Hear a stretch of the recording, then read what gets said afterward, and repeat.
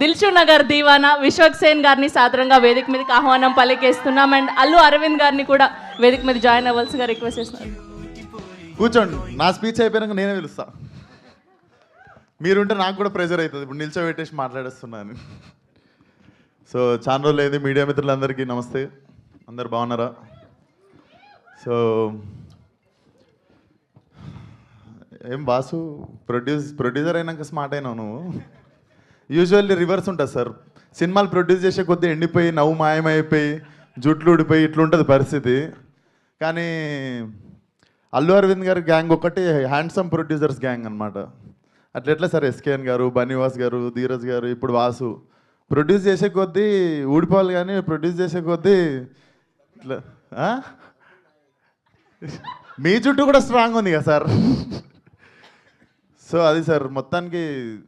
అవును సార్, ఏం సార్ ఏమన్నా పగనా సార్? నేనంటే ఎక్కడ ఆడిషన్ గీత ఆడితే నేను వచ్చిస్తా సార్. మళ్ళీ ఫస్ట్ సినిమా లెక్క ఆడిషన్ ఇస్తా సార్.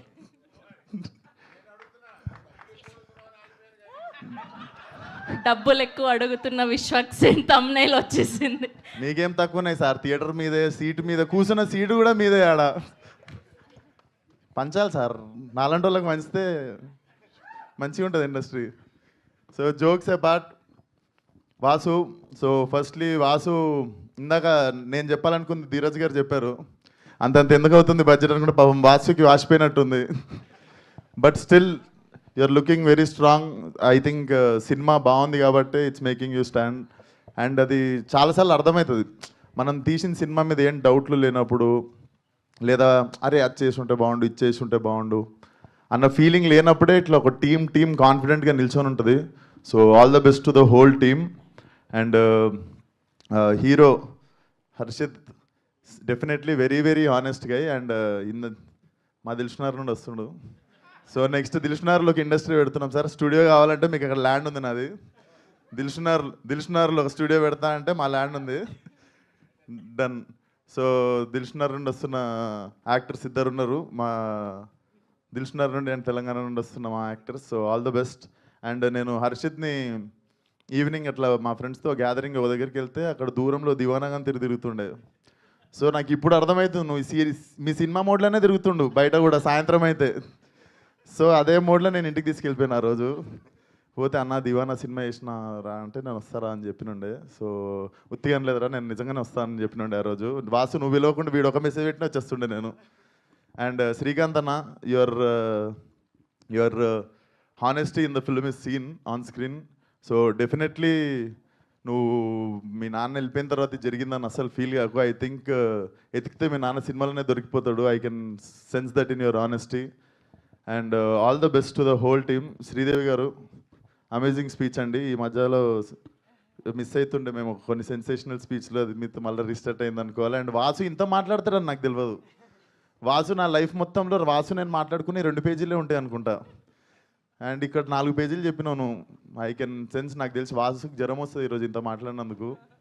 బట్ పైసలు రావాలనుకుంటున్నా మీ అందరికీ. నాకు కూడా అడ్వాన్స్ ఇవ్వాలనుకుంటున్నా అల్లు అరవింద్ గారితో పాటు. అండ్ అందరితో పాటు ఇప్పుడు నాకు అడ్వాన్స్ ఇచ్చిన ప్రొడ్యూసర్ గురించి మాట్లాడుతున్నా, ధీరజ్ గారు. చూడండి సార్, మీ శిష్యులు ఇస్తున్నారు సార్ నాకు advance. So Deewana should be a blockbuster definitely. Harshit జర లవర్ బాయ్లో కరువు అవుతుంది అంటే నేను కూడా మెల్ల స్మార్ట్ అయినా, నువ్వు కూడా వచ్చేసినావు. సో యూ కెన్ సీ కొంచెం లవర్ బాయ్స్ దగ్గరని చెప్పి అనుకుంటుంటే ఇప్పుడు గర్ల్స్ అందరికీ హర్షిత్ వస్తున్నాడు ఇప్పుడు. So all the best to the whole team. And Eshwar గారు అద్భుతమైన మ్యూజిక్ ఇచ్చారు. 40 స్పీకర్ల కాన్సెప్ట్ చాలా బాగుంది సార్. నేను కూడా ఎప్పుడన్నా మీకు పెడతాను 40 స్పీకర్లకు పని. And Krishna master, how are you? Thank you. మీరు అసలు మీకు చిన్న సినిమా, పెద్ద సినిమా, ఆ సినిమా, ఈ సినిమా ఏం లేదు, ప్రతి సినిమాని జబర్దస్త్ ప్రమోట్ చేస్తారు. కాదు, అక్కడ కూడా వన్ సైడెడ్ లవ్ స్టోరీ, అబ్బాయిలే గొప్ప అన్నారు. కనీసం అమ్మాయి గురించి ఒక్క విషయం నేను చెప్పాలి. ఎవరు గొప్పను చెప్పాలి? చెప్పండి. తప్పు లేకుండా సారీ చెప్పేటోడు గొప్ప. ఫెంటాస్టిక్ అసలు. ఓకే, సో మీకు కూడా వన్ సైడెడ్ లవ్ స్టోరీలు బాగానే ఉండుంటాయి, క్రష్లు లాంటివి. అలాంటిది ఏదైనా ఒక మెమరీ షేర్ చేస్తే.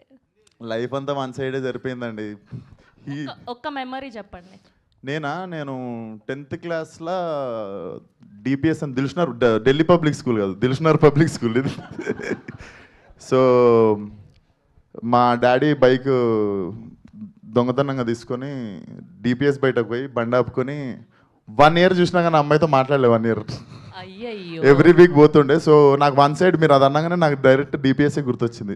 అట్లీస్ట్ ఇప్పుడైనా ఒక మెసేజ్ లేదండి, తను పెళ్లి చేసేసుకుంది. అయ్యే యా.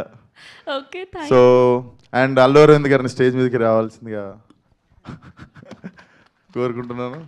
ఓకే సో ఈలోపు మా హర్షిత్కి లవ్ టిప్స్ ఏదైనా ఇవ్వాలి అనుకుంటే ఏమి ఇస్తారు ఒక వాడు మా దివానగానే మిగిలిపోతాడు నేను టిప్స్ ఇస్తే. సో మీ నుంచి అరవింద్ గారు ఇస్తారు మంచి tips. Okay here we welcome our very own Allu Aravind గారు to please join the stage and ఆ గ్రూప్ చెప్పండి సార్, మీడియా. మీ first one side love story చెప్పండి సార్. ఈరోజు మీ లవ్ స్టోరీ విందాం.